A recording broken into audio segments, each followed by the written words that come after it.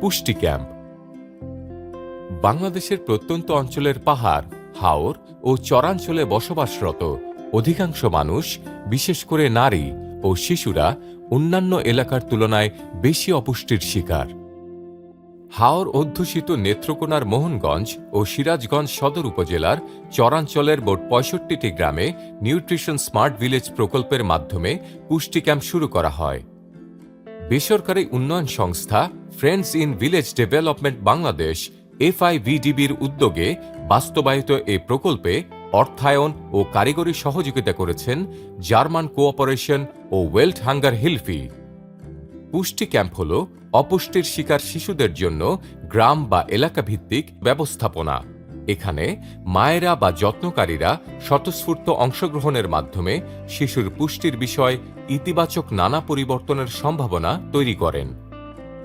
পুষ্টি ক্যাম্প শুরুর পূর্বে প্রকল্প এলাকার গ্রামগুলিতে শিশুদের ওজন, উচ্চতা ও মুয়াক পরিমাপের মাধ্যমে মাঝারি ও মারাত্মক অপুষ্টির শিকার শিশুদের শনাক্ত করা হয় এবং গ্রামভিত্তিক তাদের তালিকা তৈরি করা হয়।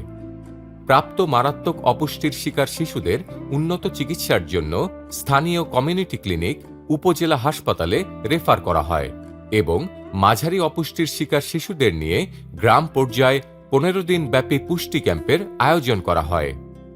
এসব ক্যাম্পে 25 থেকে 30 মাঝারি অপুষ্টির শিশুসহ মায়েরা বা যত্নকারীরা অংশগ্রহণ করেন, যাদের হাজিরা মাস্কটের মাধ্যমে নেওয়া হয়। 15 দিন ব্যাপী পুষ্টি ক্যাম্পগুলি বিভিন্ন উপকরণ দিয়ে সুসজ্জিত করা হয়। প্রতিদিন পুষ্টি ক্যাম্পগুলি 2 থেকে 3 ঘণ্টা ব্যাপী হয়ে থাকে, যা 2টি অধিবেশনে পরিচালিত হয়। প্রথম অধিবেশনে 1 থেকে 1.5 ঘণ্টা ব্যাপী অনুষ্ঠিত হয়, যেখানে মায়েরা বা যত্নকারীরা শিশুর যত্ন, বয়স অনুপাতে শিশুর বাড়তি খাবার, ব্যক্তিগত ও পারিবারিক পরিষ্কার পরিচ্ছন্নতা, কম দামে বেশি পুষ্টিগুণ সমৃদ্ধ খাবার সহ স্বাস্থ্য, পুষ্টি ও ওয়াশ বিষয়ে জানতে পারেন। এই সেশনগুলিতে সরকারের স্বাস্থ্য ও পরিবার পরিকল্পনা, কৃষি ও জনস্বাস্থ্য বিভাগের সম্প্রসারণ কর্মীরা উপস্থিত হয়ে সেশনগুলি পরিচালনা করেন এবং সহকারী ফ্যাসিলিটেটর হিসেবে সার্বিক দায়িত্ব পালন করেন স্থানীয় কমিউনিটি সার্ভিস প্রোভাইডার CSP'রা। পুষ্টি ক্যাম্পের দ্বিতীয় অধিবেশনটিও 1 থেকে 1.5 ঘণ্টা ব্যাপী অনুষ্ঠিত হয়, যেখানে মায়েদেরকে পুষ্টি গুণাগুণ রক্ষা করে রান্না করা, শাকসবজি কাটার আগে ধুয়ে নেওয়া, ঢাকনা দিয়ে রান্না করা ও শিশুকে খাওয়ানোর কৌশল হাতে কলমে শেখানো হয়।